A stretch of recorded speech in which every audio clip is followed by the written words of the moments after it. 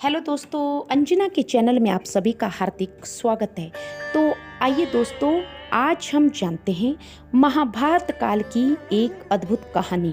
दोस्तों, जब पांडवों ने स्वर्गारोहण का निश्चय किया, तब अर्जुन के पोते परीक्षित को हस्तिनापुर का राजा बनाया गया।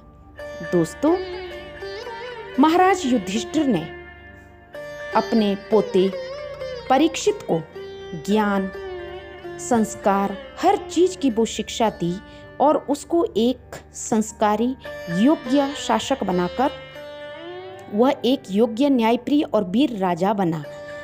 परंतु एक घटना ने उनके जीवन की दिशा ही बदल दी। दोस्तों, एक दिन महाराज परीक्षित शिकार पर निकले। घने जंगलों में उन्होंने कई पशुओं का पीछा किया, लेकिन कोई हाथ ना आया। अब उन्हें क्या होता है कि जो कलयुग था उसमें कलयुग का भी आरंभ हो चुका था। कलयुग एक पुरुष के रूप में आते हैं और कहते हैं कि महाराज परीक्षित, मैं कलयुग हूँ और अब द्वापर युग का अंत हो रहा है, मुझे स्थान दीजिए अपने राज्य में। महाराज परीक्षित ने कहा कि देखो, तुम कलयुग हो, इसलिए तुम जुए में, जहाँ वैश्य धंधा होता है वहाँ पे, और जहाँ चोरी होती है वहाँ पे, और जहाँ लालच होता है वहाँ पे, तुम इन 4 जगहों पे जा सकते हो। लेकिन दोस्तों, कलयुग ने कहा कि महाराज, ये 4 जगह तो पहले ही अपमानित हुए हैं, आप मेरे को कोई अच्छा स्थान भी दीजिए। इस पर दोस्तों महाराज परीक्षित के मुंह से निकला कि ठीक है कलयुग, तुम सोने के ऊपर भी विराजमान रह सकते हो। जैसे ही कलयुग ने सोने का नाम सुना, तो कलयुग तो महाराज जो परीक्षित राजा थे, ऐसे वो बिना आज्ञा के, परीक्षित बहुत बड़े योग्य धर्मात्मा राजा थे, ऐसे कलयुग नहीं चढ़ सकते थे उनके मुकुट के ऊपर। लेकिन जैसे ही कलयुग को सोने का स्थान महाराज परीक्षित ने दिया, तो परीक्षित के सिर के ऊपर कलयुग गुप्त रूप से उस मुकुट के ऊपर बैठ गया। दोस्तों, महाराज परीक्षित गर्मी और थकावट से व्याकुल हो चुके थे। परीक्षित को प्यास लगने लगी। पानी की तलाश में वे एक आश्रम में पहुंचे। अब कलयुग ने महाराज परीक्षित की बुद्धि घुमाना शुरू कर दी। आश्रम में ऋषि शमी ध्यान मगन थे।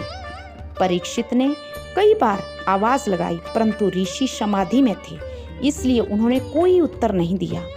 राजा को लगा कि ऋषि उनका अपमान कर रहे हैं, क्योंकि अब राजा के सर पर कलयुग सोने के मुकुट के रूप में सवार हो चुका था।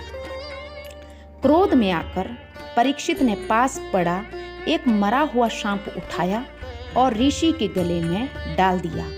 फिर वह वहां से गुस्से में चले गए। दोस्तों, जब ऋषि शमी का पुत्र श्रृंगी ऋषि, जो अपने पिता शमी की भांति ही श्रृंगी बहुत ज्यादा तपस्वी और विद्वान थे, वो लौटे और उसने अपने पिता के गले में मरा हुआ सर्प देखा, तो वह क्रोध से भर उठा। जब उसे पता चला कि यह अपमान राजा परीक्षित ने किया है, तो उसने श्राप दे दिया। दोस्तों,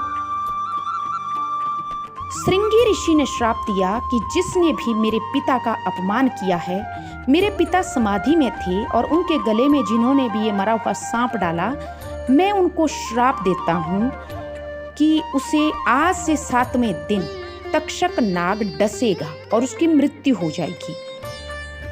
दोस्तों, गंगा जल हाथ में लेके महाराज परीक्षित को उन्होंने श्राप दे दिया। जब यह बात राजा परीक्षित को पता चली, तो उन्हें अपनी भूल का गहरा पछतावा हुआ।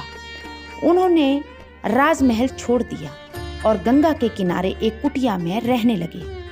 दोस्तों, उन्होंने सांसारिक मोह छोड़कर भगवान विष्णु की भक्ति शुरू कर दी। दोस्तों, 7 दिनों के दौरान महाराज परीक्षित को जब पता चला कि मेरे पास केवल 7 दिन हैं, तो 7 दिनों के लिए उन्होंने महर्षि सुखदेव से भी मिले उसी समय तुरंत, और उन्होंने महर्षि सुखदेव से सारी कथा सुनाई और कहा कि मुझे अब इस लोक से परलोक के लिए स्वर्ग का रास्ता दिखाएं।